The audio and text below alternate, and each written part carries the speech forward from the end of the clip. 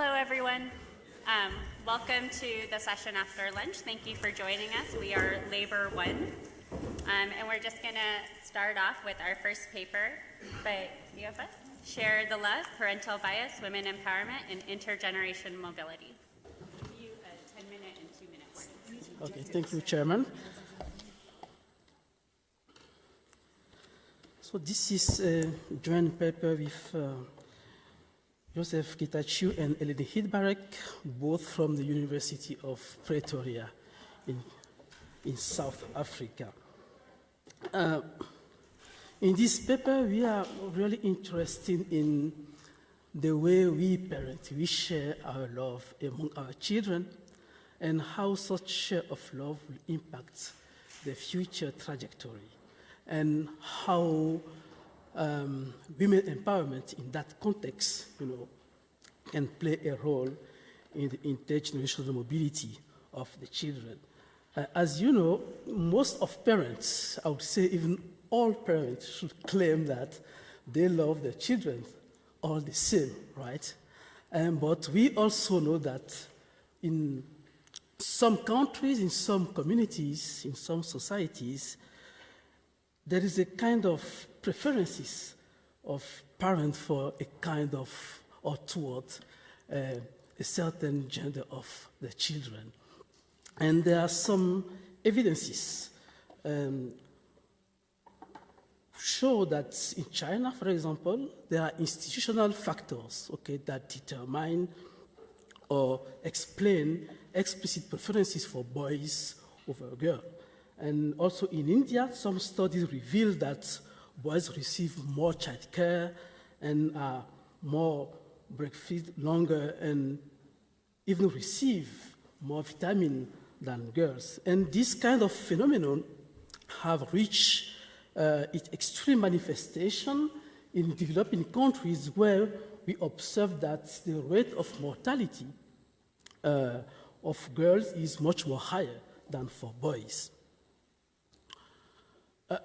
In this study, we claim that such differential treatments, even a kind of inequality in the treatment of, let's say, of sons and daughters in the allocation of resources in the household will play an important role in the intergenerational mobility.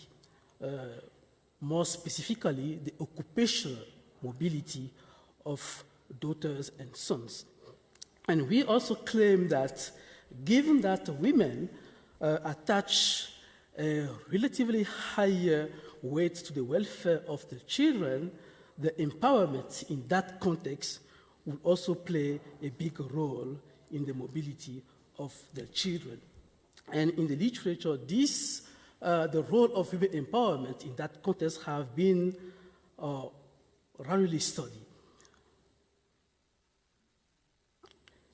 So in the paper, the main goal, what we did is to develop first a theoretical model and also provide empirical evidences on the role of the gender and women bargaining power in the mobility of the children. So our contribution is of twofold. In the first step, we developed a theory, and in the second step, we provide some empirical evidences. From the theoretical point of view, there is a debate on the gender inequality in human capital investment, and 3 explanations have been provided in the literature to explain this inequality in human capital accumulation. The first is the gender biological differences that have been used, and these gender biological differences means that the restricted time allocation by women due to the biological time commitment to child care will lead to systematic gender differences in human capital investment, and this will have a negative impact on the return to education relative to men. The second explanation is much more like behavioral, not experiment, but a behavioral process, which say that the gender inequality in human capital investment can be seen as a kind of coordination process, a coordination game where family plays, a coordination game where they care not only about the income of the daughters, but also the income of the future spouse.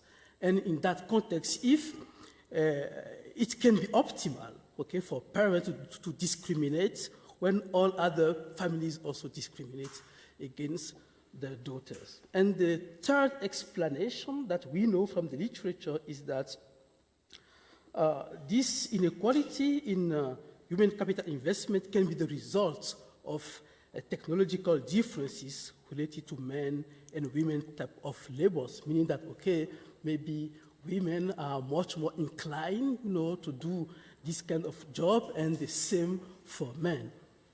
Right? And here, and assume that in that context you add on top, for example, the empowerment, the women empowerment. The question is, would that benefit more girls or boys? What we try to show in this paper is that things are much more subtle, much more complex, right? Intuitively, we might expect that it will benefit more girls compared to boys, but this is not really what is happening, okay? I will try to convince you later on that. So now, these are the three explanations, okay, from the gender inequality in human capital accumulation. What we did, what we tried to do in this paper is to add another narrative to find another explanation. Okay, this is the theoretical contribution of the paper. And our narrative is that on top of these three explanations, we think that the gender inequality in human investment, in human capital investment, may follow from what we call non-pecuniary or psychic cost.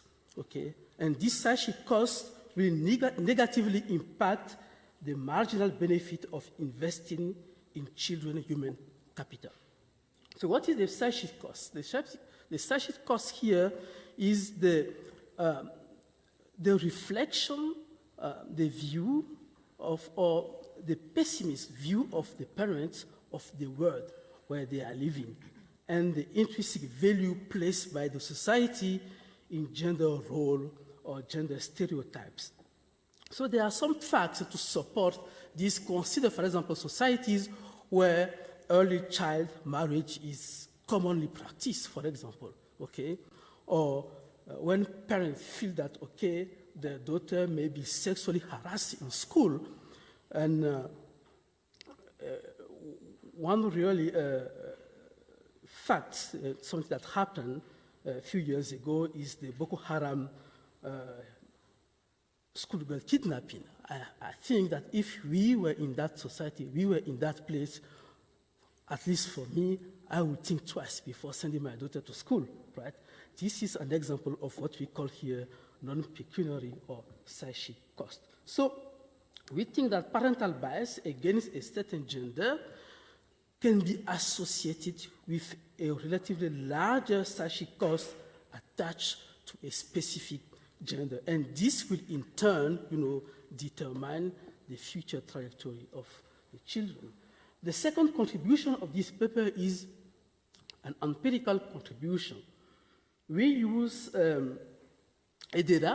panel data from Nigeria, and we do three things. First, we question the conventional view that intergenerational mobility differ between women and men, and then we investigate the effect of women bargaining power on the observed occupational mobility in Nigeria.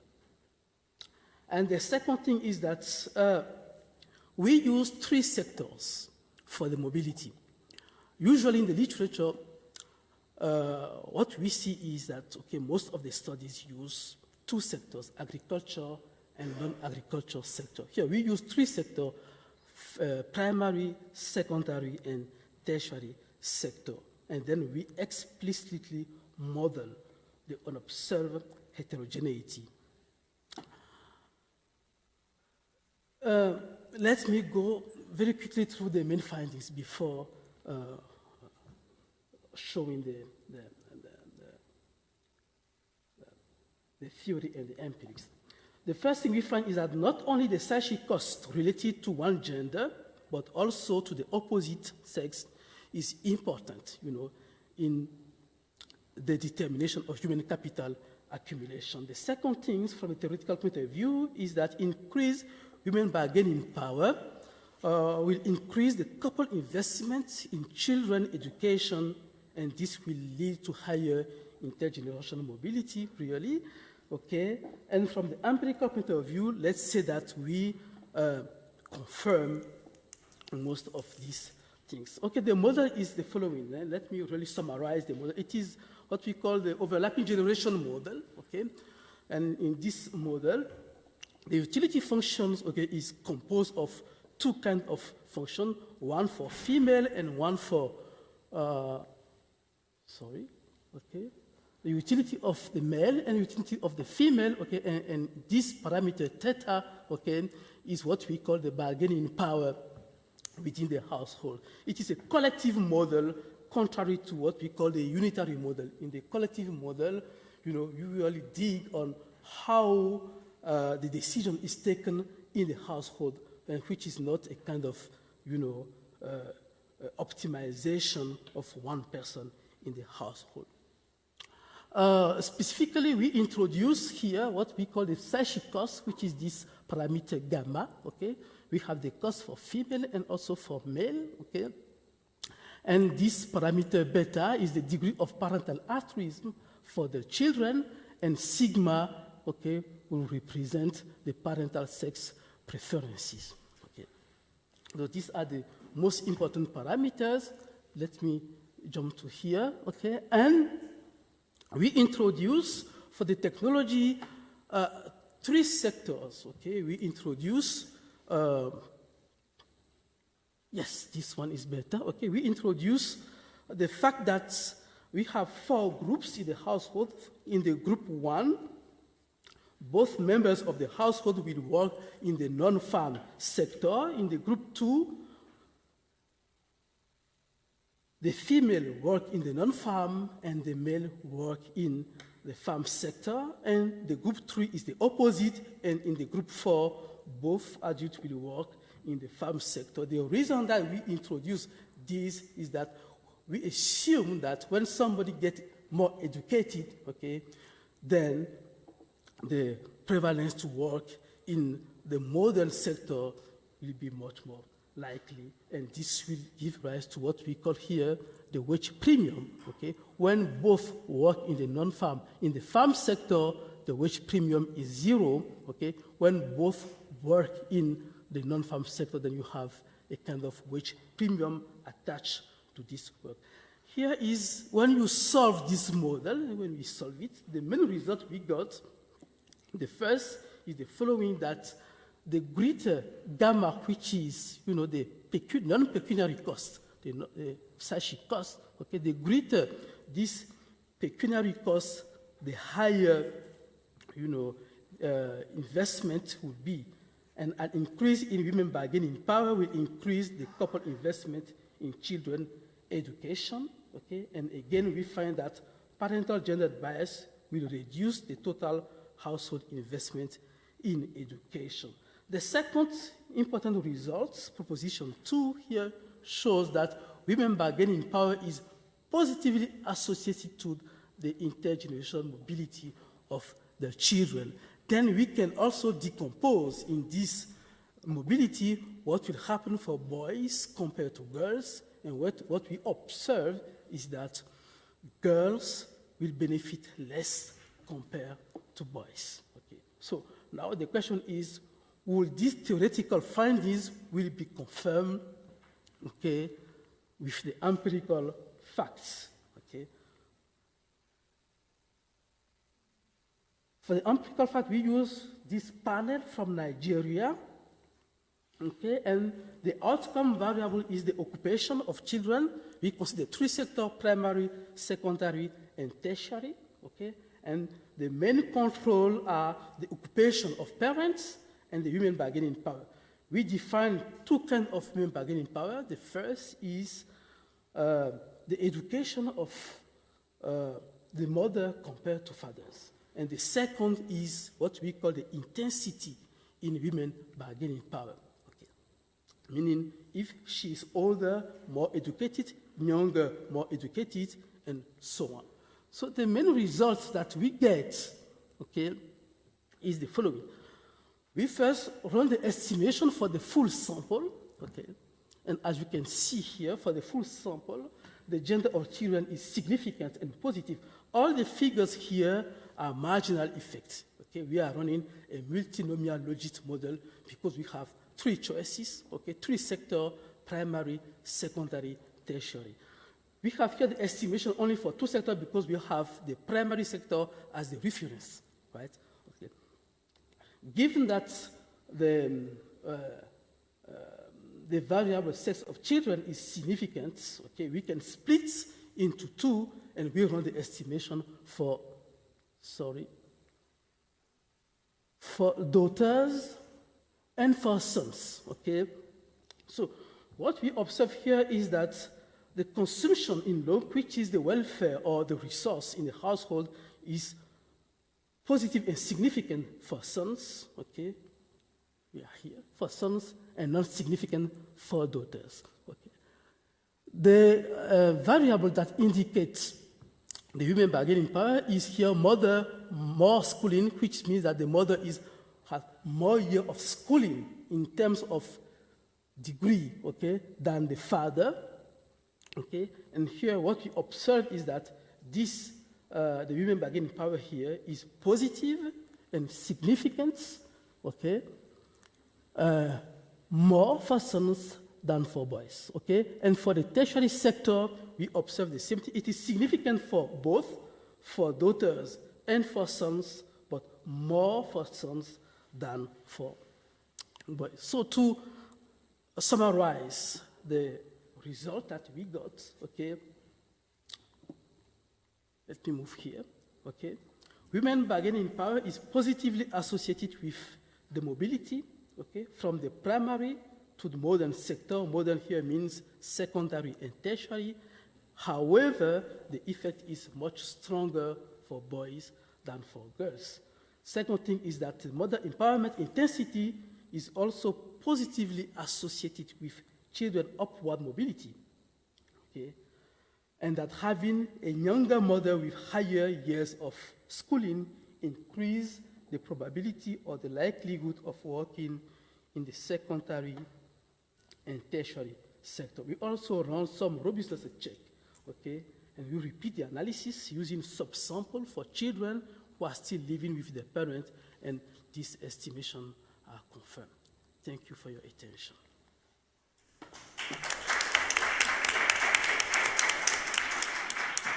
So I have the privilege of being a discussant on the paper.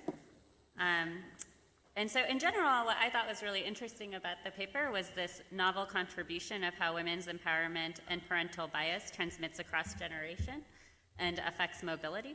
In terms of how you motivated the paper, one of the comments I had was, what I thought was really nice about your model was that it captures all of these other explanations of why we might see reductions in human capital investments, but going through this parental bias factor. In terms of some of the, I'm just going to comment on one or 2 points on the paper in general. One of the places I thought would be interesting to learn more about is you had this interesting effect where the daughters are negatively affected in households where the mothers are more empowered, right? There's this trade-off between the sons and the daughters, and there's a greater psychic cost for the daughter, and I felt this went against my priors. We usually tend to think that an empowered woman, you're going to see greater benefits for the daughter. And so a better understanding of why empowered mothers might have a stronger bias against daughters in terms of your model, and relative to the previous literature, just why you might see that. And then also to clarify whether that's relative to their sons or relative to daughters who grew up in households with less empowered mothers. So exactly what is that comparison being made against? And then given that your model works mostly through, or your model works through human capital investments, what I thought would be interesting in the empirical part was to see if you see the similar types of effects going through human capital accumulation as opposed to just where they end up in terms of their secondary or tertiary sectors. So I think I'll stop there and let you respond, and then we can open it up to questions. Thank you. In fact, when we start this model, we were expecting really that, okay, stronger bargaining power of women will really benefit more for boys than for girls. And we were really surprised with this result. And then that's why we try to develop a theoretical model to see what is going on. And in fact, the mechanism that we found is this non-pecuniary cost.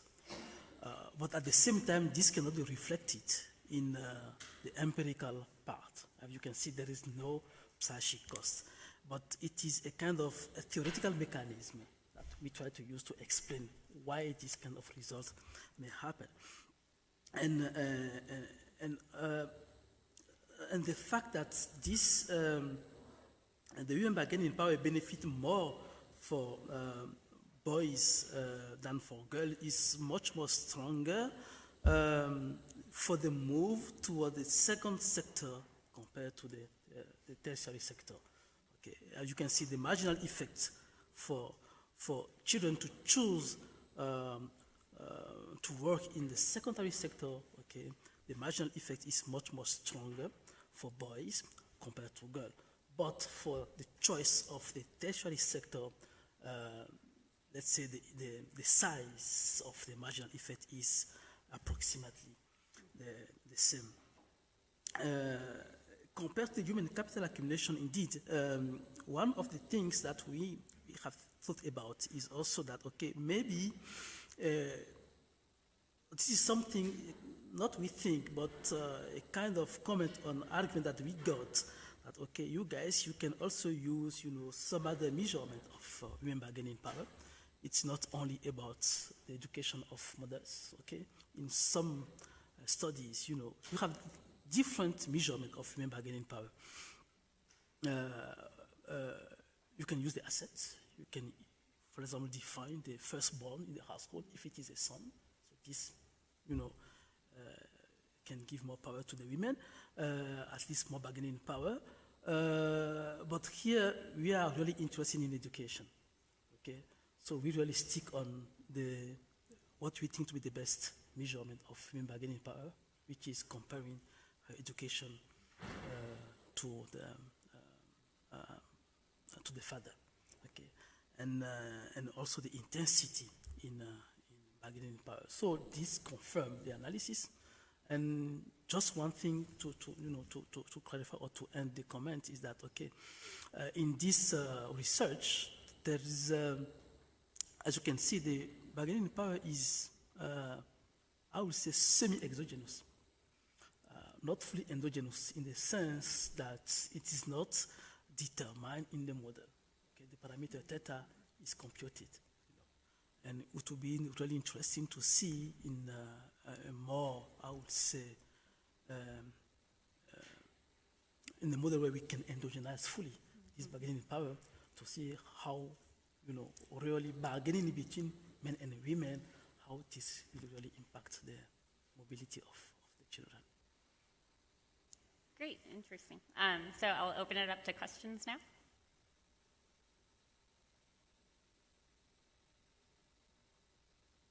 All right, well, then since I didn't go through all my comments, I'll have one more question for you. So I was curious if you could look at within household differences. So I know your empirical structure captures this unobserved heterogeneity, but can you look at, does your data allow you to look at within households and see within the same household how daughters and sons are being invested in as a function of this empowerment indicator?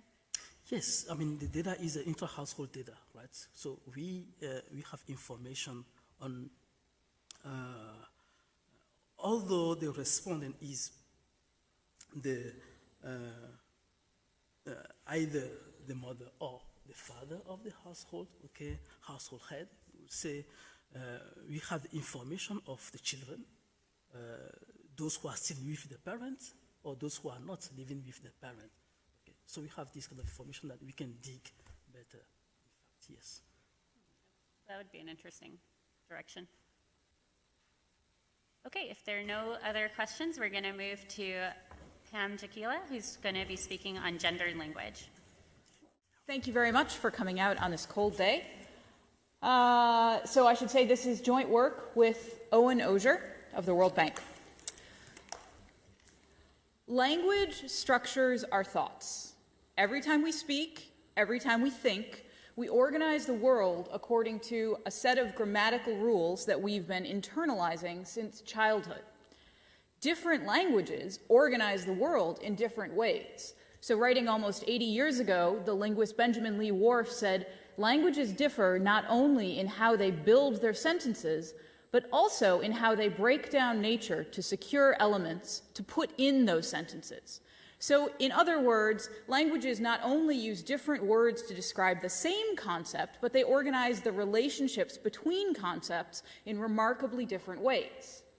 And for as long as we've been aware of this linguistic diversity, social scientists have hypothesized that the language that we speak, the structure of the language that we speak, might shape the way we think.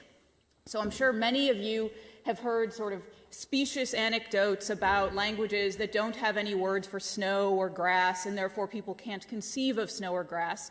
These strongest forms of linguistic determinism have largely been debunked.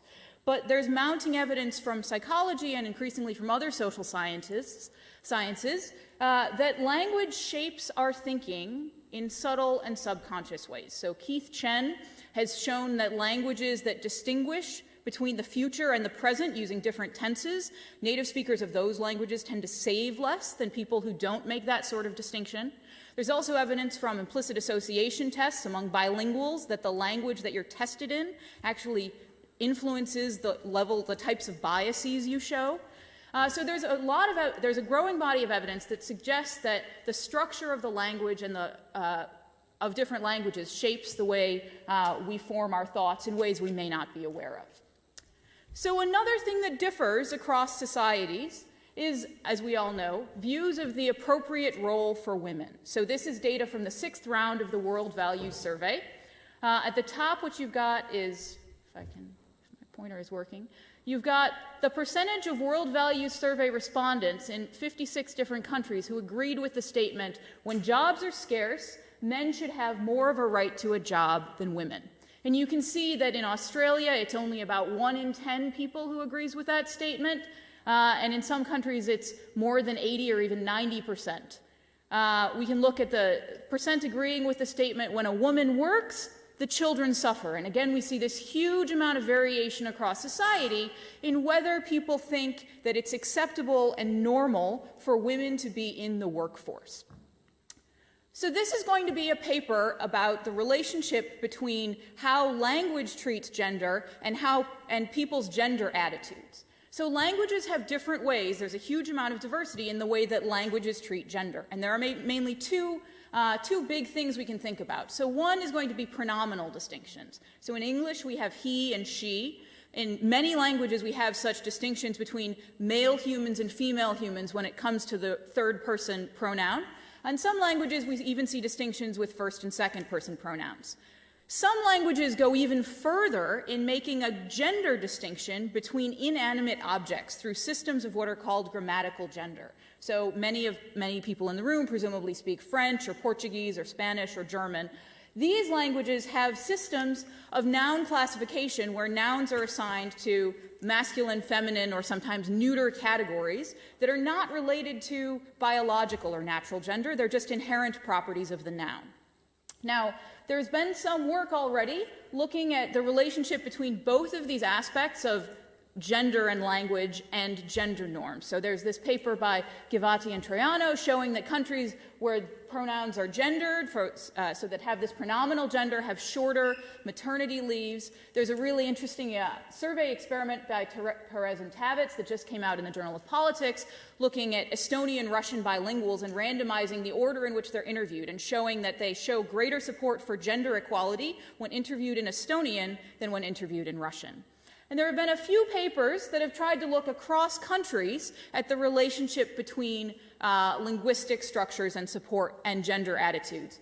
These papers have thus far used a data set called the World Atlas of Language Structures, which is the largest public data set that's available. It has about 500 different languages and about 100 to 150 sort of widely spoken world languages. And broadly, these have suggested that there is some relationship between grammatical gender and gender-related outcomes. So we're going to expand on this literature. So the work that's been done to date has largely focused mostly on European languages and a few other widely spoken languages.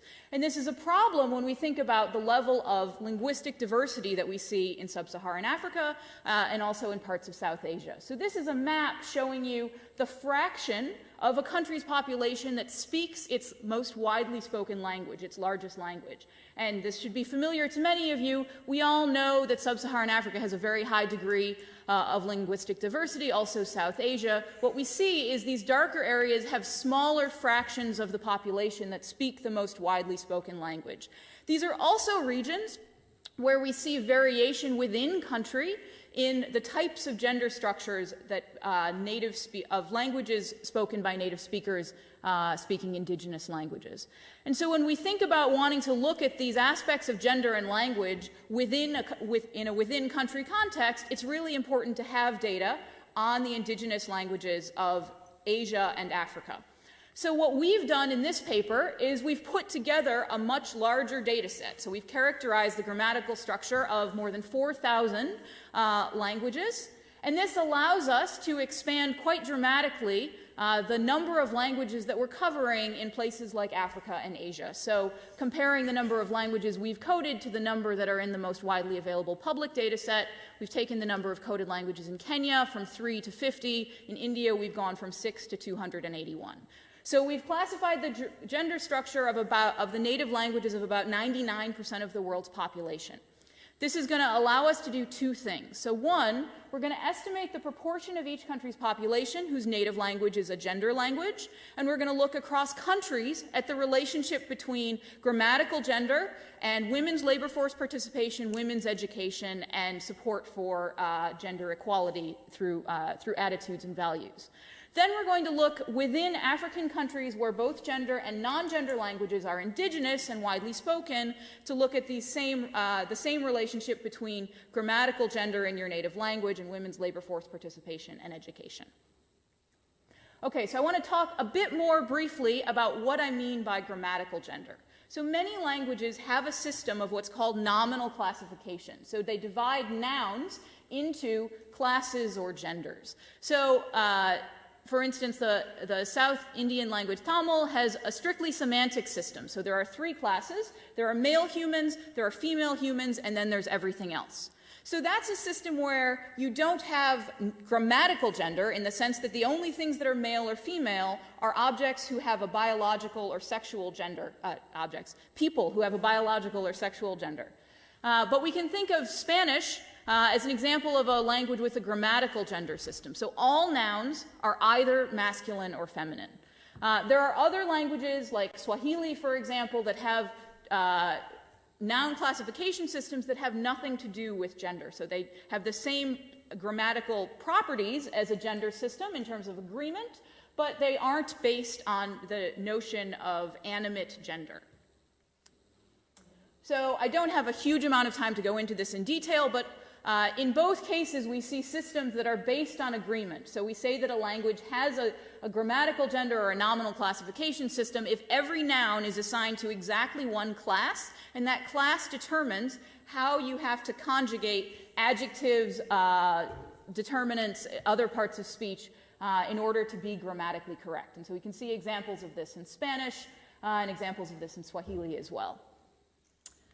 So we're going to classify a language as having grammatical gender if there are at least two noun classes, including masculine and feminine, and at least some non-human inanimate objects are classified as either masculine or feminine. So it is not a strictly semantic system along the lines of Tamil, where only male and female living beings are masculine or feminine. There's a lot of additional variation that I'm not going to have time to go into today about the degree of grammatical gender and the number of genders, but in broad terms, this is going to allow us to classify languages as either having grammatical gender, and then we can further classify languages as having a system like German that has at least one neuter class, so not everything has to be masculine or feminine, as compared to stronger systems like French or Spanish that literally partition the space of all nouns into male versus female. Now, you may be thinking grammatical gender doesn't matter. If you took a language class, as I did, as many of us did, many of us had our French or our Spanish teacher telling us that grammatical gender is arbitrary. And of course, that's what is the sort of conventional wisdom. And yet, these systems, linguists have noted, often convey a certain cultural intelligibility. So there's a work by one famous linguist shows that in the Australian indigenous language Jirbal, women are grouped with fire and other dangerous things. And a linguist, apparently unaware of the irony, writing about the Siberian language Ket, said that certain small mammals were feminine because they are of no importance to the Kets. There's also really interesting work from psychology showing how grammatical gender subconsciously shapes the associations between nouns and the grammatical categories so they're assigned to. So this is an experiment a series of experiments by Lara Boroditsky and co-authors, where German and Spanish native speakers who were in university in the United States did an experiment in English where they were asked to provide adjectives to describe objects. So when asked to describe a key, shown a picture of a key, we see that German said the key was hard, heavy, jagged, metal, and serrated, whereas Spanish speakers said the key was golden, intricate, little, lovely, and shiny. Unsurprisingly, the key is masculine in German and feminine in English. Now, at this point, you may be saying these are Germans. Germans don't have time for adjectives like intricate and little, but we can look at what they said about a bridge. The Germans said it was beautiful, elegant, fragile, peaceful, and pretty, whereas the Spanish speaker said the bridge was big, dangerous, long, sturdy, and strong. So what we see is that grammatical gender, even when we're not speaking that language, is subconsciously shaping the way we view things and making connections between objects, nouns, inanimate nouns, in the same gender category. Okay, so what do we do in this paper? Well, we start from a data set called the Ethnologue, which is the most comprehensive database of languages in the world. There are about over 7,000 languages. About 6,200 of them are living oral languages. So they have native speakers, they're not extinct, they're not sign language.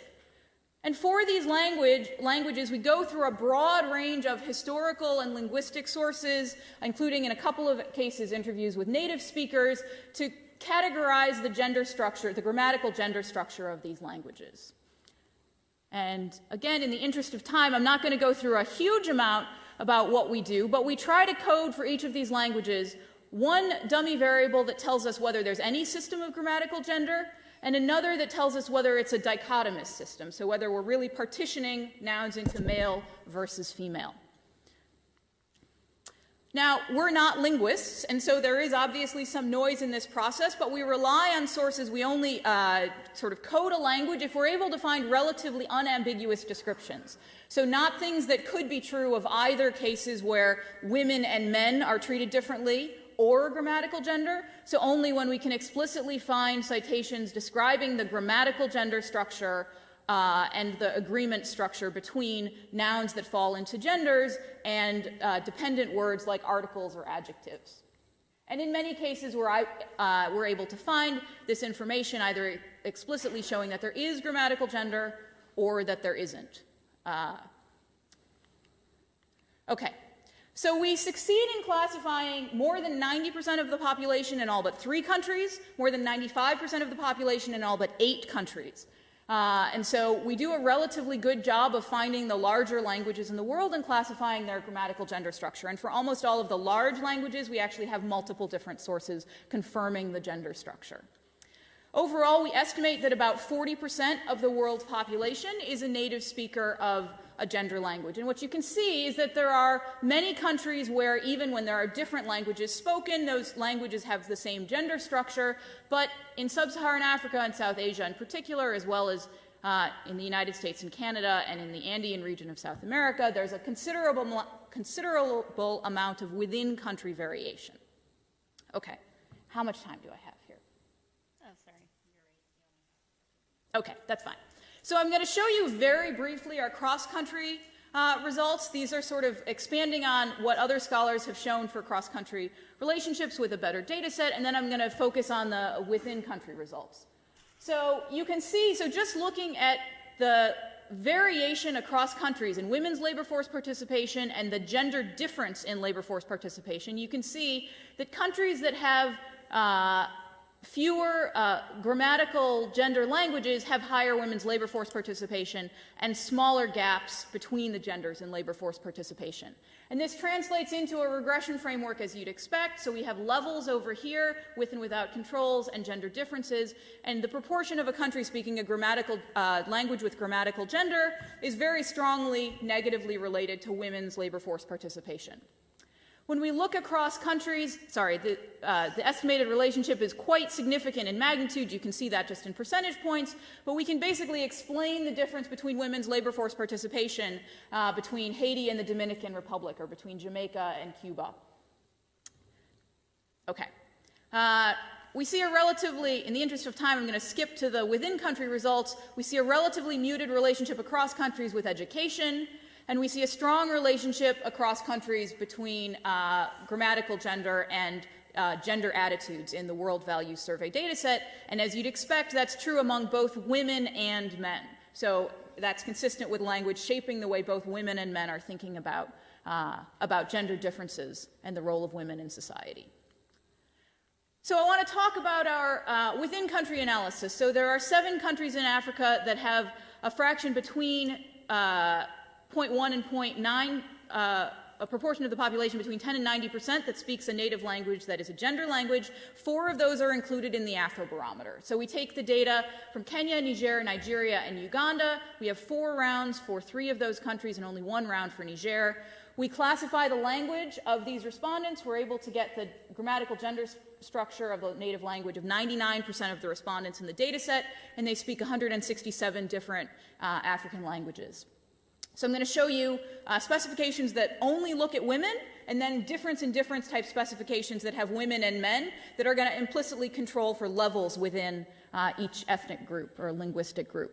So we see a strong negative relationship between labor force participation, both in levels among women, and also when we look at women controlling for the level of labor force participation among men from the same native language group. We do some stuff to look at causality that I won't go into today. We see also a strong negative relationship between grammatical gender and educational attainment, completion of primary school and secondary school. That's true in levels and in a difference in difference framework relative to men who speak the same native language.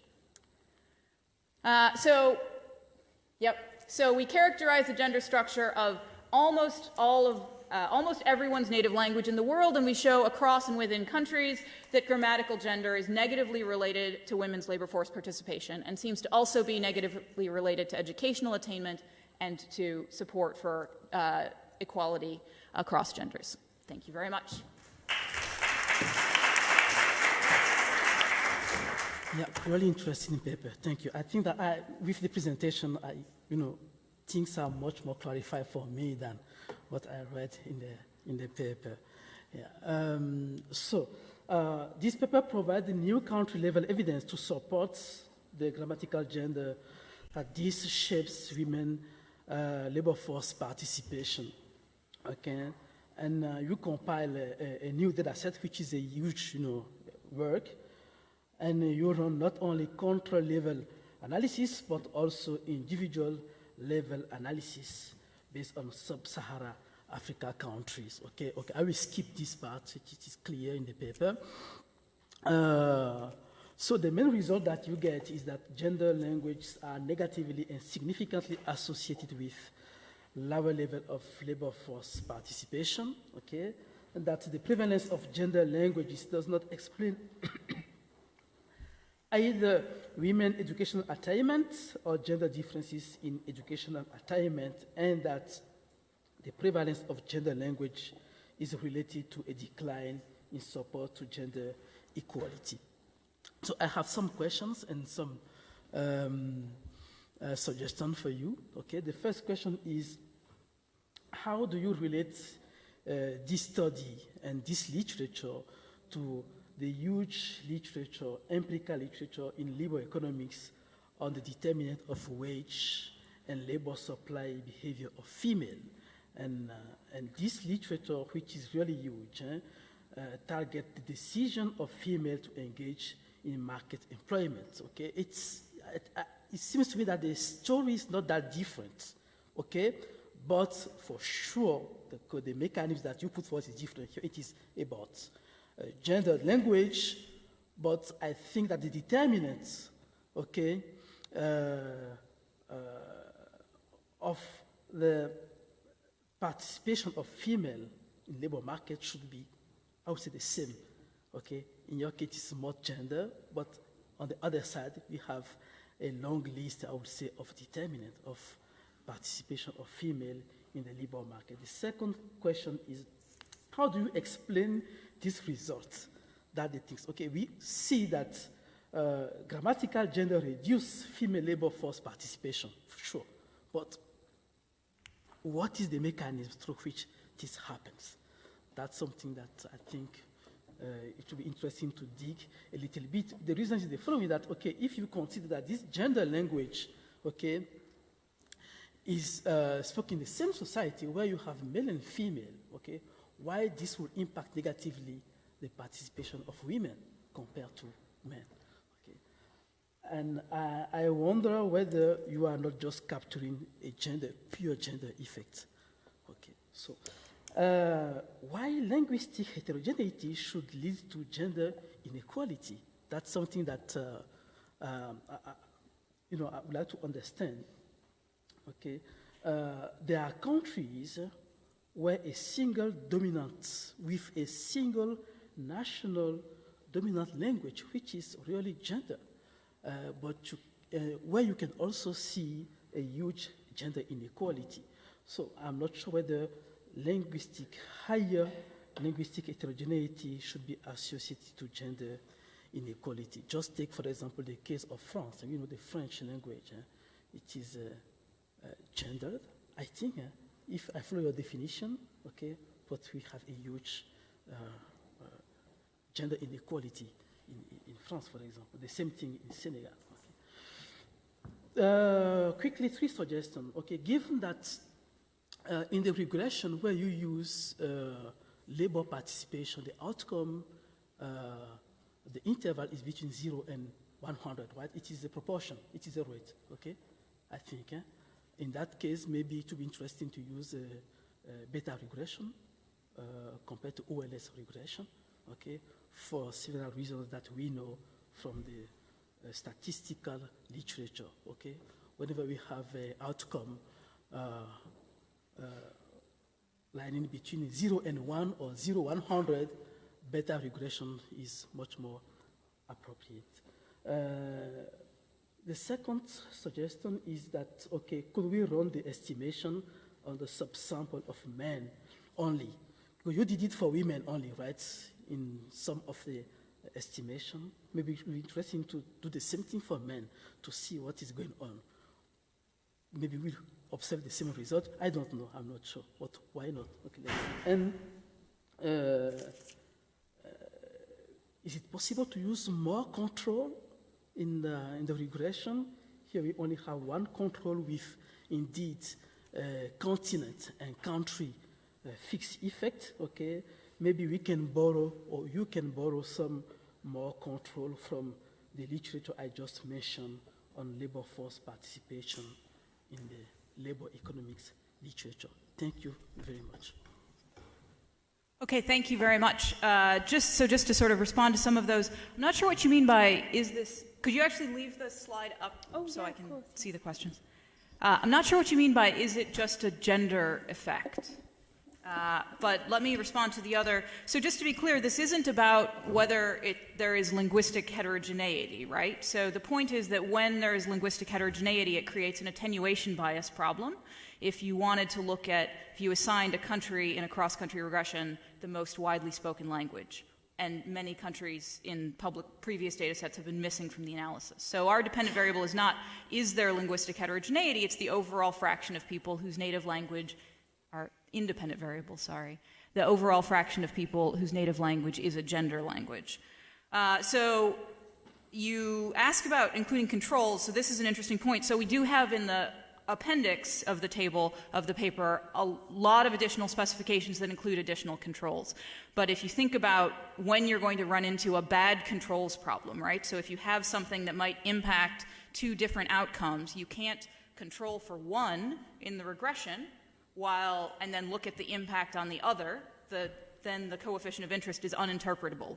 So if our right-hand side variable, grammatical gender, impacts a variety of things like, say, GDP or population through fertility, then we can't control for that while looking at the impact on women's labor force participation. So in the online appendix, we show that it is robust to that, but that muddies the interpretation of the coefficient. So in fact, our results are robust to including just about any control we can throw in there, but we only use geographic controls because those are plausibly exogenous relative to language.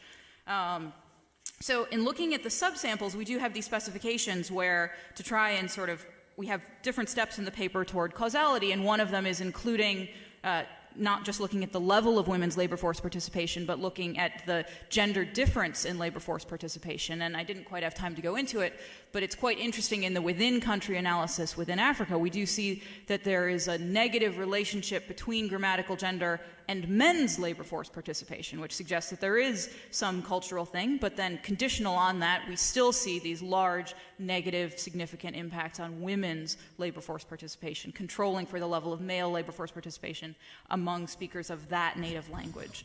And then finally, in terms of other specifications, we do have, so the version of the paper that is posted is a little bit out of date. So we have a few different robustness checks. So one of the interesting things about our specification is that because we don't have all the languages, we actually have an independent variable that is an interval. And so we've now added some econometric analysis that deals with that was done by my co-author, so I should leave it to him to describe it, but basically controls for the interval nature in an approach that's kind of similar to Lie bounds, where you can think of the lowest or the highest possible independent variable value and translate that into the regression coefficient of interest.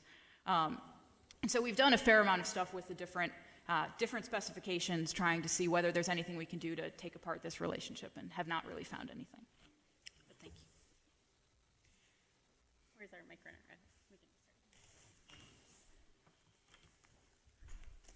Thanks, Pam. Really interesting work. Two quick questions. How are you thinking about dialects, particularly, say, in South Asia? And the second question is kind of, what are the next steps for this? Do you see this as an index that develops to perhaps predict labor force participation in contexts where data are unavailable? Thank you. So should I get a... Yeah, why don't you just answer? Okay. So as far as dialects go, I mean... there's this joke about a language is a dialect with an army. From our perspective, it doesn't really matter. So, for instance, in South Asia, not all the data sets line up in terms of what is a language versus what is a dialect. But since we're just trying to get them aggregated to the fraction, we only care if it's gendered or not. And so, in that sense, whether two things are two languages or one language is immaterial, as long as we're able for each of them to code whether it's gender or not. And in terms of next steps, I think we'd like to finish this paper. I think we're interested in, there's this huge amount of linguistic diversity in South Asia and in sub-Saharan Africa, and so I think trying to look at some of that within country, even more than we were able to do in this paper, would be a really nice next step.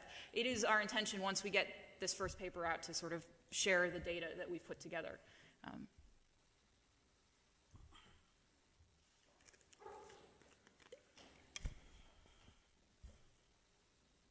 Thanks. My question is about the links between language and culture, and thinking that language is a separate thing to culture.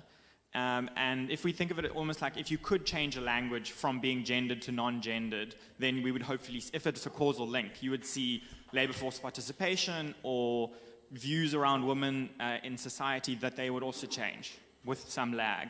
Whereas if it's actually culture that's the underlying thing, to the extent that it's possible to disentangle language and culture. And that's why I think that French-Senegalese example is actually quite interesting. Of like within a language group where they have the exact same language, there might be massive cultural differences that might explain the gendered thing that's got nothing to do with language. So I just wanted to get your kind of how you treat culture and language and culture, and how is this specifically about gendered language as opposed to gendered culture? Yeah, so, I mean, I think that's a really good question, and this is, for both me and my co-author, the first cross-country regression we've ever run, and we have some, qualms about this. So there are a few things we do. So one is that this is why we really like the within-country analysis, because you have here variation in language within relatively similar cultural groups within an area, and so there's some variation within kind of language families that we're able to exploit. Now we are able to drop major, like we can drop all the Arabic-speaking speakers or all the Arabic-speaking countries, all the Spanish-speaking countries, and still see this relationship. But at some level, we think that any of the pieces of the analysis could still, like, culture is obviously correlated with language, and there's only so much we can do, but we can bring a few different pieces, like the within-country analysis, where we're looking at relatively similar groups and cultures within a very small area, and trying to drop some of these major languages. We have specifications in the appendix, again, because they're bad controls, where we control for the fraction belonging to different religious groups, we control for things like being post-communist, and we control for the plow, suitability for the plow. It's robust to all of these things, but at the end of the day, I mean, culture and language do evolve together over time, and so there's only so much that one can do there. We have time for one more question. Take that one, sorry. Thank you. So I guess I was wondering why, if gender is a feature of a language, why the women effect should be negative, and does the other always connote negative impact, as they seem to be showing? And in particular, I was thinking about, this is related to the last question on culture in like matriarchal societies. Is there any difference that you observe based on some of these features of culture that may be treating gender in a more positive way compared to the way that the language affects? Sorry, can you... The question yeah. is trying to understand why the gender coefficient, or why it's always negative, in the sense of why can't gender be a positive? Why can't gendered language be positive? And I'm just wondering, either from what you've read with the linguistics literature, right, like why that's always the effect, and if this differs at all in societies right, where women have a different role. Yeah, so I guess I don't know, I mean, I'm not an expert on matrilineal cultures, and I don't know of one where the dominant language is a gender language, and I'm sure there is one, but I haven't actually looked into that much. I mean, I think the linguistic idea is that in societies where we think of, Worf said that having this partition of the space of nouns into the things that are masculine and the things that are feminine might enforce in your mind the notion that the rest of the world should be divided that way as well. And in most places, when we think about if one gender is going to be in the labor market and the other isn't, it's almost always the men. And so I guess I think it's not surprising that the relationship is negative in light of that, but certainly from a philosophical perspective, it would be interesting to think about whether there might be some environment where it is the women who are the ones who are in the labor force and the men who stay home and to take care of the children, and how that would relate to language. I don't know of such a culture, so if you know of one, then I would love to hear about it.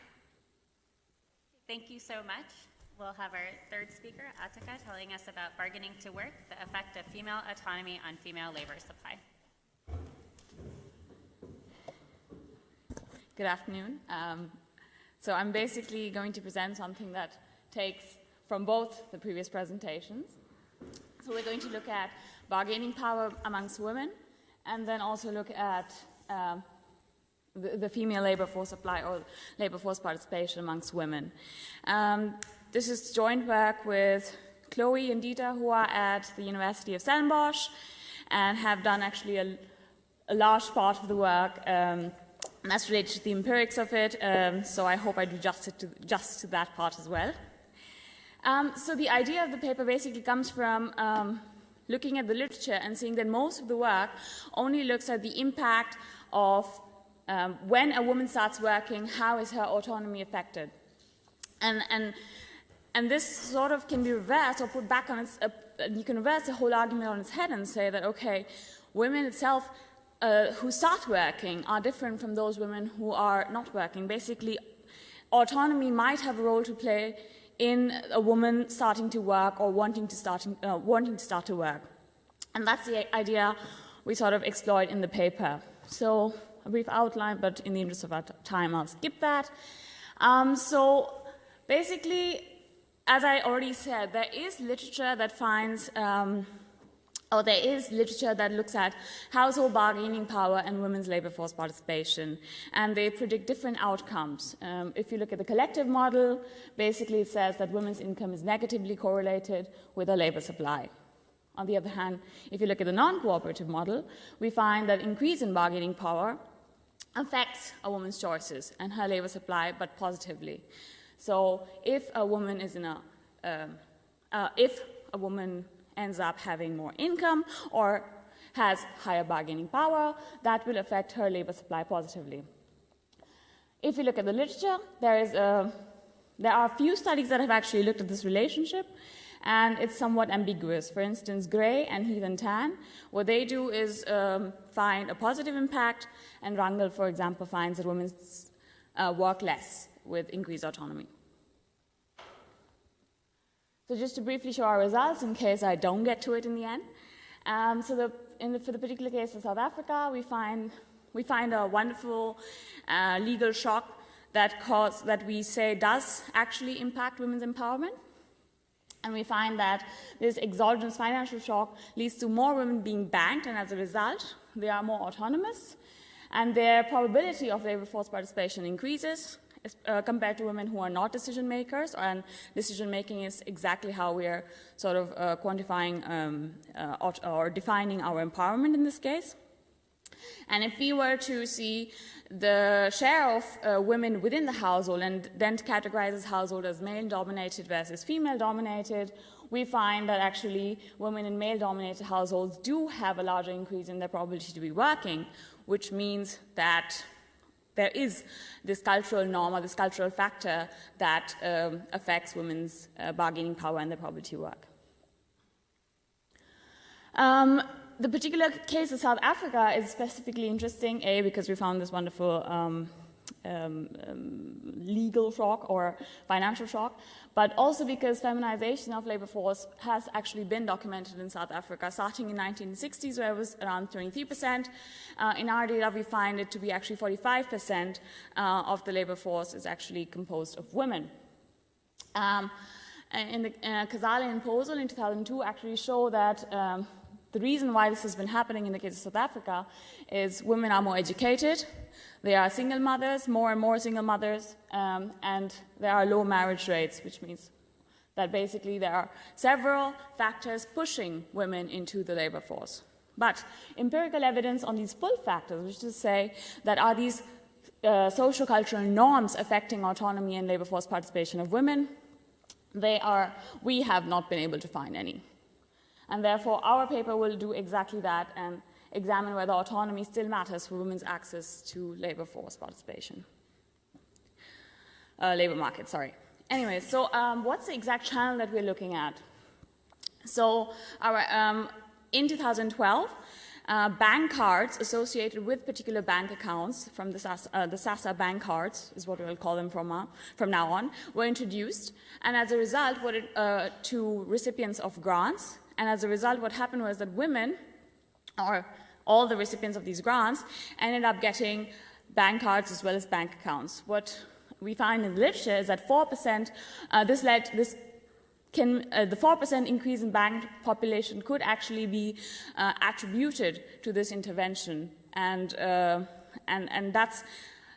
idea is that what is happening in this case is that predominantly women are able to gain autonomy over their non-labor income, because now instead of having their grant income being pulled into the household resources, because they get it into a separate bank account, they get the bank card to be able to use this income on their own, they have increased autonomy, or at least internal autonomy, in the case where we find that, or where we believe that they will be more financially independent, and therefore will have increased bargaining power within the household. And what we believe is that that will lead to increased labor force participation and an increase in her external autonomy as a result.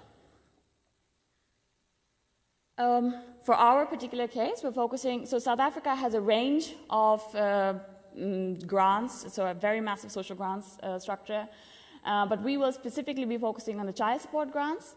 The CSGs are basically, and there are three particular reasons for that. First, these are likely to, we can then differentiate from recipients of old age pensions, when pensions are based, and then because we're specifically looking at working age people.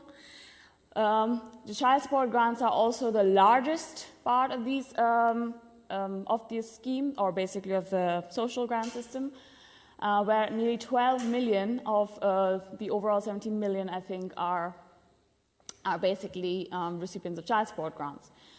Finally, because these are targeted at the primary caretakers of the children, they are predominantly women. So we're actually focusing our effect on women in this case, or this treatment is effectively focused on women.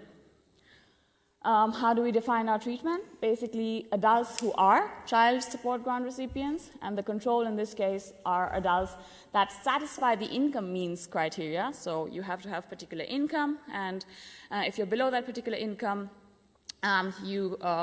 you're eligible for the grant. So all those who are actually income eligible but do not or have children who are beyond the age criteria for receiving the child support grants will therefore be considered as our control group. Just a short note, within our data already from 2008 to 2012, the age eligibility criteria for a child to be eligible for this grant has changed from 14 to 18. So our control group is in effect evolving over time, with with older and lesser educated recipients becoming more eligible now.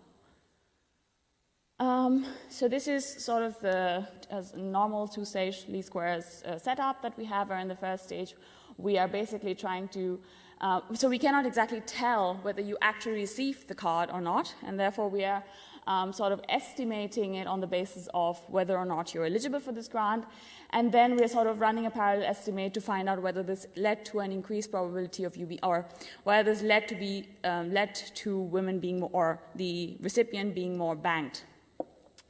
But in effect, we're trying to see if that affected the autonomy, which and then we estimate whether this will this led to an increase in labor force participation in the second stage.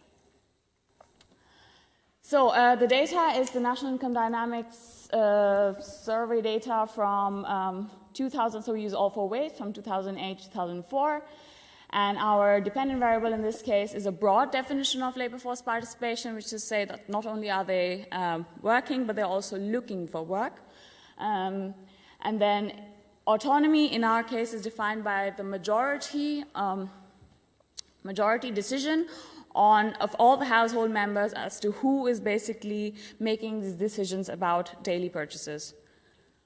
We also slightly restrict the sample, wherein we're taking Black Africans. It's still 85% of the sample, so I think we've got most of the part of the population. And we're looking at those who are specifically within the working age for the entire period from 2008 to 2014. Again, this is sort of to remove any sort of confounding effect from, say, having confused old age pensions with child grants. Right. So whether or not our identification might work. So effectively, pre and post 2012, of when the intervention was introduced, we do find that women, unbanked women, as well as, or in the entire sample of women, there's a difference in terms of being banked. So you're more, or the sample is, the effect is small, but in this, or basically you're more likely to be banked, so it's positively, so you do find more increasingly banked females. But in comparing the control with the treated group, we find it's actually only significant in the case of unbanked women, which actually makes sense. So we are saying that women who were unbanked before were the ones who were actually targeted and who are actually being banked now. This effect is also found within male-dominated and female-dominated households, so it doesn't matter. So if you are unbanked, and this effect would be found within male or female-dominated households. If we were to then say whether they are more likely now to be main decision makers, that is what we find also, wherein in our difference in difference estimates we find that actually within unbanked, or within the sample of unbanked women, they are now more likely to be the main decision maker in terms of daily purchases. Now if we were supposed to look at male-dominated versus female-dominated households, we actually find that the effect is much larger in male-dominated households, which is something I already, which is what we believe to be the cultural norms in play here. So this is basically the estimates from the IV, where we find that in the case of the women being unbanked before the intervention, if we were to look at the treatment versus post, we find that there is actually a 10.2% increase in the probability of women being banked, and compared to the control group, and also 8.4 percentage points increased likelihood of you being a decision maker, or of there being a majority decision majority agreement that the woman is a decision maker. When looking at labor force participation, we find that that leads to a 92.4 percentage point increase in labor force participation. And this is actually a large coefficient, and we're not sure what to make of that for now, but we're trying to see if we can sort of understand why the effect is that large. If you compare, so we also ran sort of robustness checks, because the intervention was targeted in 3 provinces before 2012, and we excluded them, and we still find the same effect. If we were to look at women who were actually already banked before the intervention, we find that actually the coefficient is still significant. The second stage is significant. However, the coefficient is nearly halved. And what we find is actually that we don't find significance. We don't find any significance in the first stage, and the F-test is basic. So F-test is very low. So we have a very weak instrument in this case. If we were to compare men who were unbanked before intervention versus being banked before the intervention, we actually find that again the instruments are very weak in our case. That F-stat is very low. Yeah, exactly. So the F-stat is very low, and although the coefficient is very large in this case, we believe that this is more. We don't believe in this coefficient so much because the instrument itself does not work. If you were to divide the sample between male-dominated and female-dominated households, we find that actually, if you were to just look at the probability of being banked, within female-dominated households, there is a higher likelihood of being banked versus male-dominated households. However, this effect is reversed. If you were to look at being the main decision maker for purchases, we find that actually the effect is much larger in male-dominated households versus female-dominated households. So just to sort of shortly conclude, what we find in our paper is that there's a 92 percentage points greater likelihood of labor force participation if a previously unbanked woman is a chief decision maker compared to those who are a part of our control group, and that they were not part of the intervention. This result is robust to excluding the pilot provinces as well, and the instrument is found to be weak in the case of previously banked women as well as men. And therefore, what we assume that to mean is that there are actually no real changes in autonomy resulting from the SASA bank card rollout for these 2 groups of individuals. And as shown in the last slide, basically women in male-dominated households have actually smaller increases in the financial inclusion, which say that they are less banked. But but that converts to a larger effect in autonomy, wherein we believe that because of these cultural norms, now that women are more banked, they are more financially included in the system, they have more autonomy, and therefore are having a larger conversion onto their labor force participation. Right, so we believe our study is one of the first that actually looks at the relationship between labor force participation and autonomy, which is endogenous, and we find, or we believe, or we hope, we found a rather good way to identify this effect. We find that the external shock to financial inclusion does lead to an increase in internal autonomy for women, and effectively also her labor force participation, which leads to a large increase in her external empowerment. Right, okay, I just ended that. Thank you. Okay, so I really enjoyed reading this paper. I love the idea of this paper, and I should apologize, I did the unthinkable. I actually made my discussant slides a week ahead of the conference, and so they then turned out to be about a slightly older version of the paper. So some of my comments you've already addressed, so I just want to highlight, because you didn't put it up, you have this really nice sort of reduced form diff and diff effect, where you see that things are relatively smooth for your comparison group, and then you see this real change in, this is labor force participation, but in a bunch of outcomes when these bank cards are rolled out. And I think that tells you that there's something really nice in this paper. And you've done a lot more in the current version to show that there's not a compositional change going on at that moment. So the question is, I love the idea of this paper, but I'm not sure that the IV approach really is the one that makes the most sense in presenting this. And so to think about what the exclusion restriction needs to be for this IV to be valid, it has to be the case that the only impact of this bank card rollout on women's labor force participation is through this change in bargaining power, this change in autonomy. And it's not obvious that that's the case, right? So it could be the case that men take less responsibility for providing for the children's needs once women have sole control over these grants. It could be that the bank card means that women are going in and out of town more often, and so it's easier for them to then justify having a job in town and being in the labor force.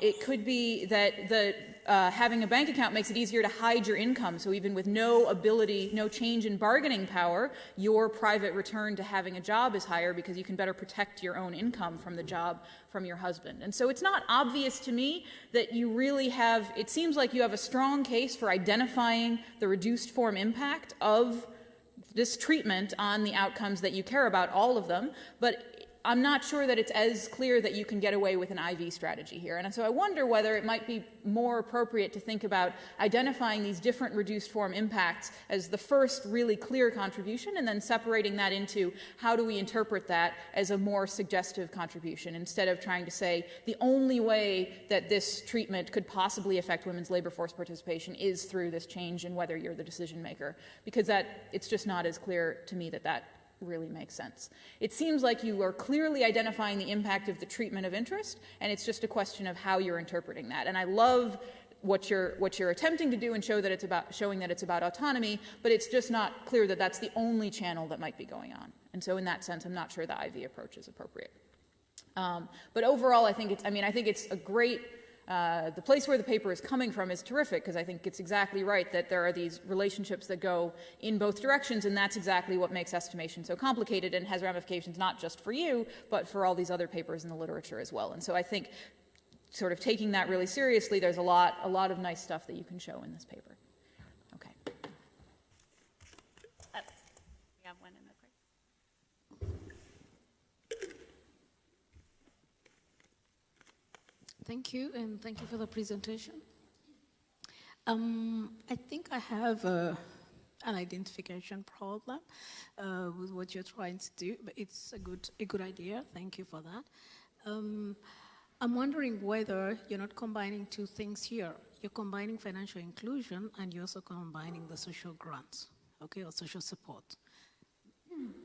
Now, in the literature, you know that in relationship with labor participation, that social support tends to decrease the incentive for anybody to look for a job. Okay, so you would have that negative relationship of some sort.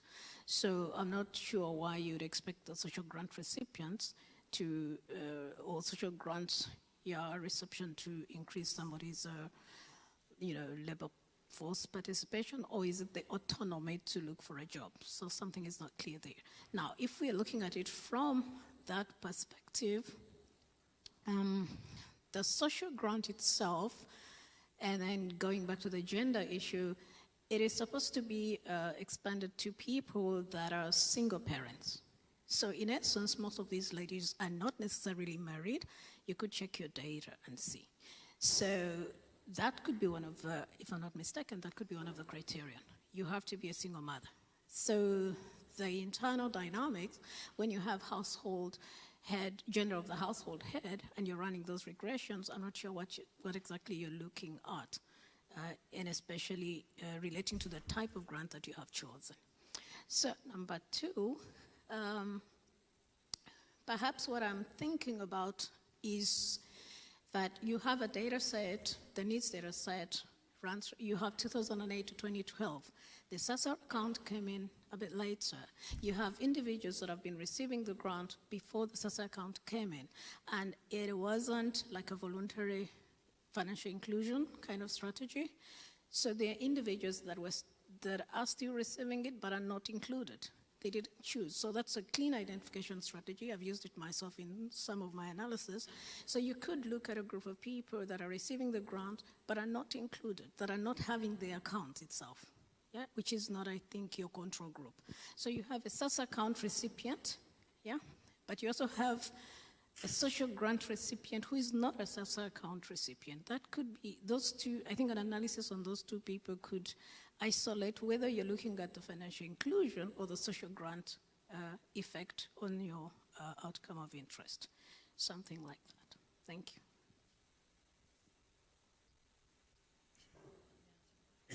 Okay, so that's actually all the time we have for questions. Do you have a response to it, though? I think it's working. Oh, it is? Okay. Thank you for your questions, and thank you for that suggestion. That's actually, that might take our paper forward in a better way. I thank you for that. So let me first talk about the last 2 points, which is basically whether a SASA card versus looking at women who have grants itself, right? So I think we don't have the information if these women were receiving these, if I understood your question correctly, were receiving these grants, were receiving these cards itself. But I think it was universal, so I think they should all be having this. That was not your question.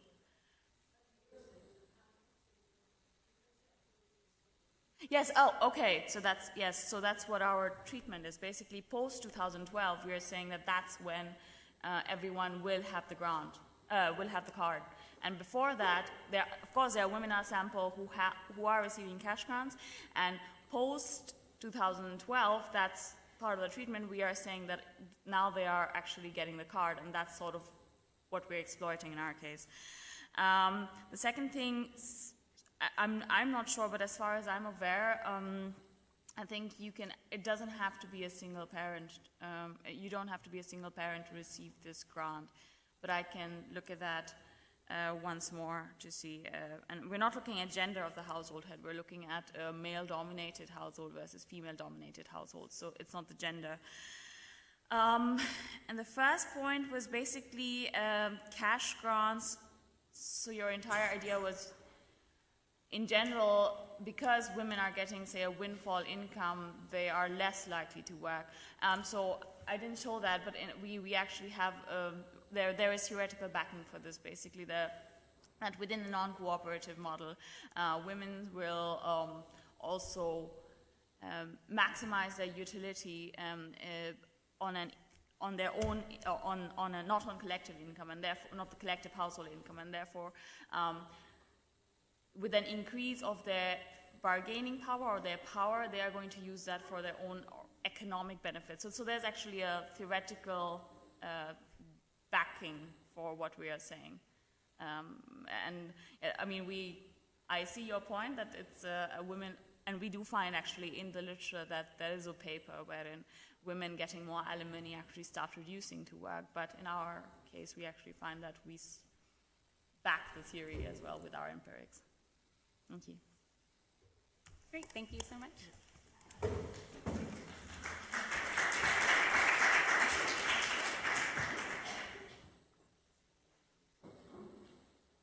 Great, so thank you so much for staying for the entire session. I'm going to be discussing discrimination from below, experimental evidence on female leadership in Ethiopia, which is joint work with Shibiru Ayolu and Shanti Manayan, who's also attending the conference.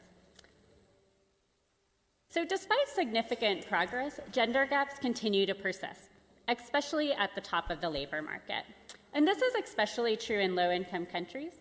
For example, by 2013, only 13% of all board seats at major African companies were held by women. And this raises not only important equity concerns, but it also suggests that a significant segment of the labor market population their productivity is not being met. And so even though we know about gender gaps in general, we know much less about magnitudes and factors of gender inequities in the labor market in low-income countries, and in particular in management and white-collar positions. Now, in general, the existing literature has looked at supply-side differences between men and women to help explain these gaps. So, for example, in high-income countries, we tend to talk about women not leaning in enough or not negotiating enough. In low-income countries, we tend to focus on women having lower levels of human capital accumulation, such as fewer years of education or fewer years of training.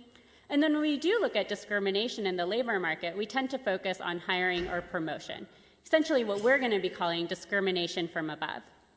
In this study, we propose an alternative complementary mechanism, discrimination from below. Essentially, that discrimination from subordinates can result in gender gaps. So especially when we're considering high management positions or white-collar positions, success depends on a large part on how well others adhere to your advice or direction. So even if it's the case that men and women are equally skilled and that they have similar leadership styles, if subordinates respond differently to female leadership, such that they're less likely to follow that advice or direction, then we should expect that female-led teams are going to have lower performance. So even if identical ex ante, female-led teams perform worse, and to the extent that one's advancement in their career is a function of their performance, this will then generate gender disparities in promotion, despite male and female leaders being identical, and importantly, even if there's no discrimination in the promotion decision itself. And so that's the motivating question behind our study. Even if women and men are equally skilled and have similar leadership styles, does a differential response to women as leaders or managers make them less effective?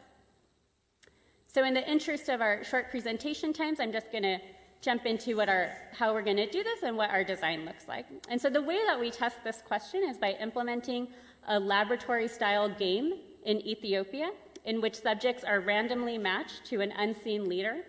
And you essentially are either randomized to a female leader or a male leader. And our key question is, are subjects less likely to follow the advice when it's provided by a female leader than when that same advice is being provided by a male leader? On top of this structure, we layer an additional treatment arm in which we randomize some subjects to be given a message that their leader is of high ability. And this helps us differentiate why we might be seeing differential responsiveness to leaders as a function of the leader gender. Is it a case of statistical discrimination, in which subjects just believe that one gender is less capable than another?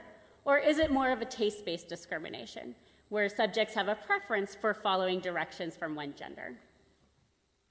So we implement this study at Adama Science and Technology University in Ethiopia. It's one of the oldest and largest public universities there. And our sample is going to be a subset of administrative employees who hold a bachelor's degree or higher. As I just mentioned, our design has this 2x2 layer of it. Subjects are paired with this unseen leader, and they're either male or female. And subjects are randomly given an ability signal on whether or not that leader is highly competent. And I'm not going to be able to give you a lot of details of what that game looks like, so I'm just going to summarize the tasks that we have our subjects do. So the primary task in our experiment is we have the subjects play a signaling game for 10 rounds. Essentially what the subject has to do is choose a number 1 through 5, and they'll get a payout based on the number they choose and some uncertain elements. And most are going to initially want to select 3, but the expected payout is actually higher when they select 4 or 5. And so the leader's advice is going to be that the subject should play 5, and they provide explanations as to why 3 doesn't yield the highest expected payout. So as I mentioned, the team leaders themselves have no direct interaction with the subjects. All of it will be coming through this Android app mechanism we have. So the subjects, before they make their own choice for every single round, are told what the leader has chosen in that round, which you can see at the top right here. And so they see what the leader played, what their payout was, and then they're provided a message from the leader that tells them the strategic reasoning behind their choice. And these messages were prescriptive. So the leaders had the choice to send a message or to not send a message. But the key feature of our design is that all of the communication between the leaders and the subject is going to be held constant. So whether or not you got a male or female leader, whether or not you were informed they were of high ability or not, all of the leaders' communications with you and what you see of them is going to be identical. So given that you never see your leader, how is it that we're able to make the gender of the leader salient? So we do this in two ways. The first way is we take advantage of what Pam talked in depth about. We take advantage of the fact that Amharic, the language in Ethiopia that we implement the study in, is gendered. And so every time we're referring to the leader, we're making these gendered pronouns very salient. And then the second thing we do is we give every team leader a gendered pseudonym. And so we refer to this leader throughout the experiment. I believe it's about 28 times, and we're always using this gendered pseudonym. Now, we were, of course, concerned that maybe this wasn't enough to really make it salient, and so what we do is with a subsample, we ask them at the end of the experiment to recall their leader gender, and they were able to successfully do so at very high rates. And so again, the key design feature that we have is that the male and female leaders have identical histories and identical communication. And so we can be confident that the only difference between these treatment arms is how these subjects are perceiving the gender of their leader. Now, for a subset, we randomize some subjects to receive information that portrays their leader as being highly competent. And we do this in three ways. We first tell the subject that the leader performed optimally in an initial logic task, highlighting that they're intelligent and doing well. We also just explicitly tell them that the leader has had training and experience in playing the game. And then about halfway through the experiment, at round 5, we add up the leader's total points earned and compare them to the subject's totals. And so in this way, we're able to make salient that the leader is highly trained and competent.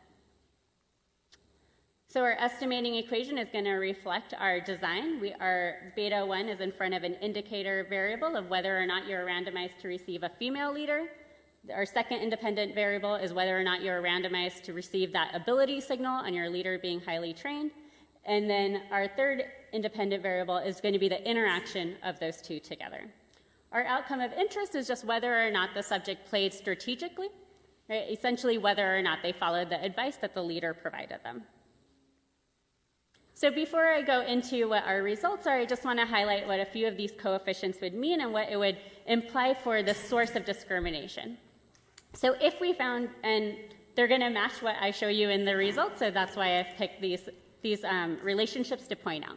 So if we find that beta 1 is less than 0, this tells us that subjects were less likely to follow the advice when it was provided by women when no ability information is provided. And this is going to be consistent with statistical discrimination. Either people just feel women are less capable, or taste-based discrimination, that they might just have a general preference for not wanting to follow directions when provided by women. If we find beta 3 is greater than 0, that's telling us that the marginal return to that ability signal is higher for female leaders than it is for male leaders. So it's going to be the return to that signal of ability above and beyond what male leaders are getting.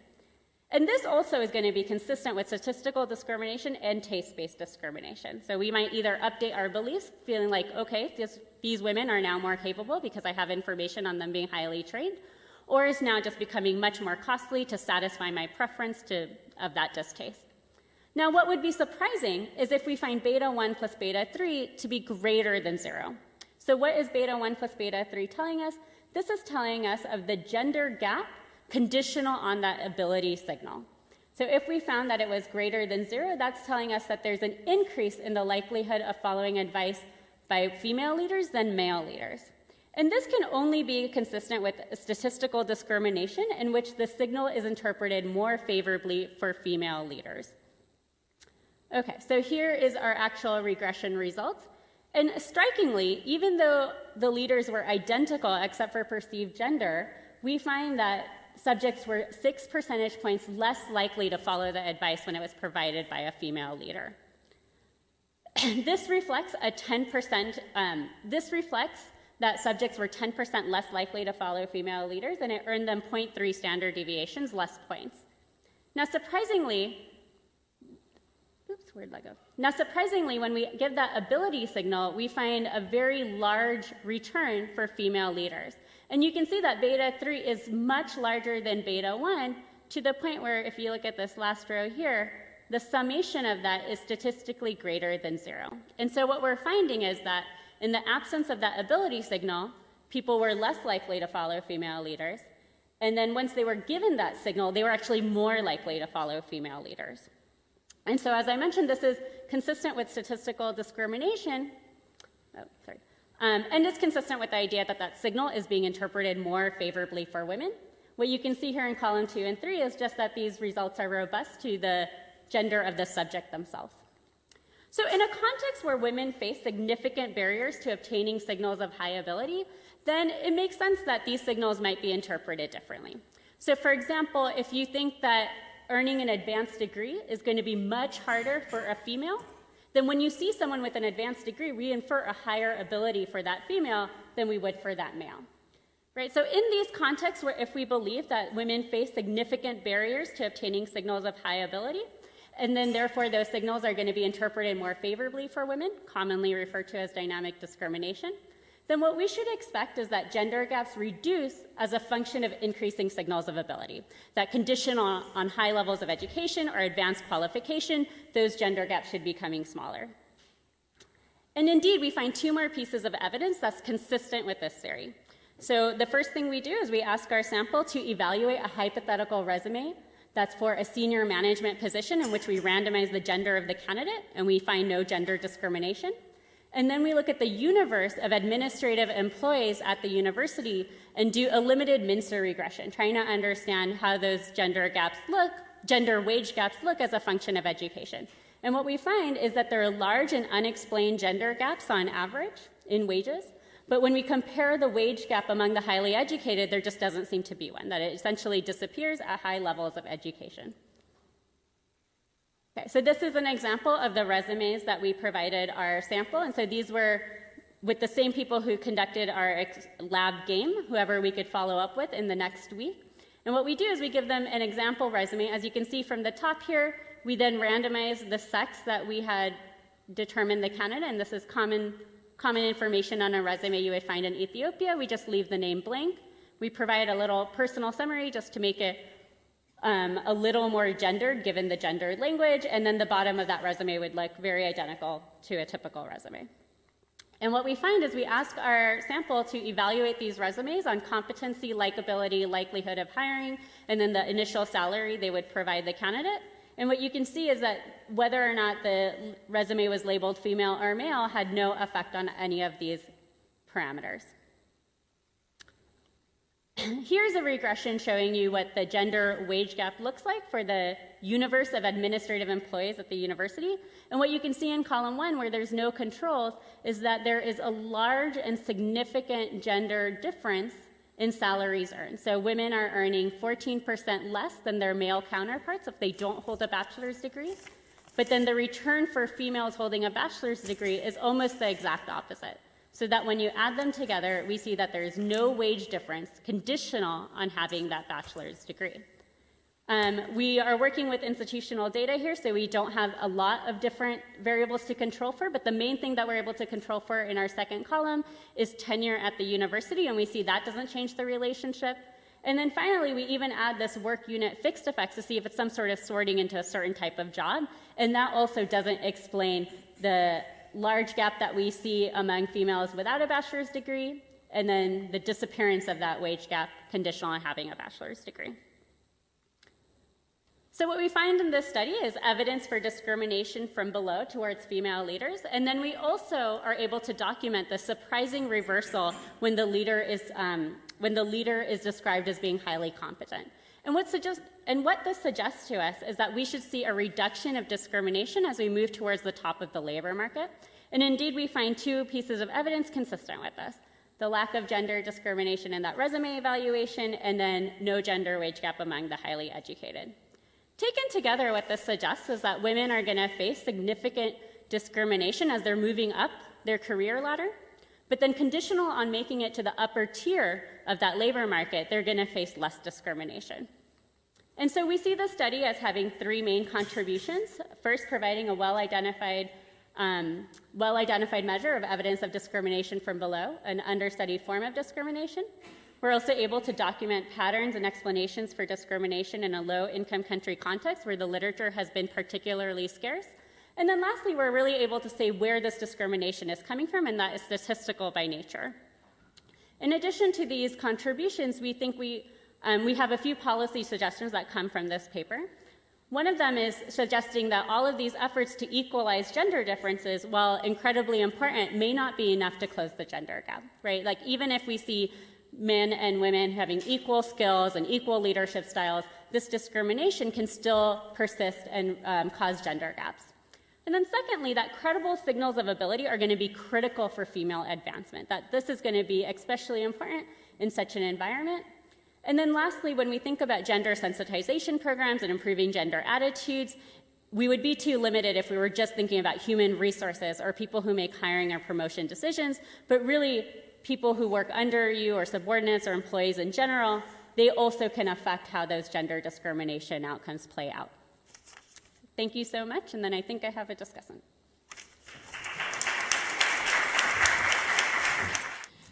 Thank you for that, Ketki. I actually loved reading your paper, firstly, because as you saw from my own paper, I like reversing an idea on its head, and you sort of were looking at an idea from the bottom and not from the top, which, as you can see, is one of the bigger contributions of the paper.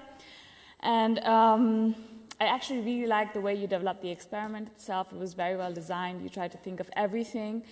Very often I'd read the paper and think, they didn't do that. And then, of course, next page you had done it. So I hope, I try to come up with a few points for you. I think I don't need to summarize the paper or list the contributions of the paper. That basically was done well enough by you. Just a few points in terms of the subject. So I know you're working with a particular kind of data. I just am not sure what kind of people I'm still looking at. So you look at tenure, you look at salary, but I don't know if these are the bosses, if these are more junior level staff. So it could just be that I'm working long enough in the university, but I'm still somewhat at the lower level, and I'm not sure what kind of people we are looking at. So you balance it on everything else, but these are the things that worry me, because that might affect how you play the game, or if you're a stooge versus if you're a boss, that might affect how you react in this game. Secondly, so this game is being run in pairs, and in the actual world, I don't think it's very often the case that you're looking at only pairs. You're often looking at groups. So a leader giving, or someone in management giving a job or giving a task or advice is actually to a group, often to a group of people. So what do you think would be the effect in a group setting? And that's something that would also be of interest to me. So that is. So the second thing is the statistical discrimination that you're talking about. And although you try to motivate it in the theory, I find it slightly hard to believe that within the real world, now we're just thinking about this in terms of whether management has to hire a woman, and she is now being vetted on the basis of her team's performance. And now the idea is that if this woman has been working long enough, her team has adapted, so to say, their beliefs or their priors on the basis of the information of having worked with her. So I'm not sure whether team performance is therefore something that, so the channel might actually still work, but I just don't know if that's the exact channel we're looking at. One slightly minor point is that sample selection itself might be an issue. So I know you were doing this experiment at a particular point in time, and I'm not sure if you captured the samples. So it would be nice to have some statistics to see whether the people who were not interviewed, I know this will involve a lot of effort on your part, if there was any systematic differences in this sample. So maybe that's might be something that might have happened. Yeah, we can talk about this if there are no other issues to talk about, yeah. Okay, thank you.